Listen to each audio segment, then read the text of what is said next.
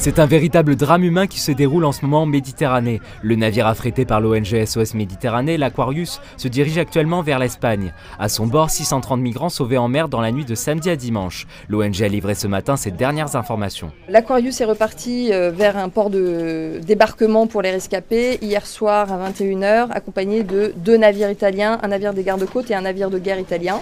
Nous avons pu débarquer 524 personnes qui étaient à bord vers ces 2 navires, ce qui a permis de soulager l'Aquarius. Nous avons actuellement 106 personnes. À l'heure actuelle, l'Aquarius est au large des côtes de Sicile. Les conditions météo ne sont pas excellentes et elles vont se détériorer dès ce soir et vont devenir vraiment difficiles demain pendant la navigation. Ce scénario récurrent a fait réagir la communauté européenne. Après le refus d'accueil de certains et le silence d'autres, l'ONG appelle à une concertation des États. On demande une réaction politique des États européens, une concertation pour trouver des solutions. Parce qu'évidemment, nous avons une solution pour dénouer cette crise de l'Aquarius aujourd'hui, mais nous n'avons pas du tout de solution pérenne demain.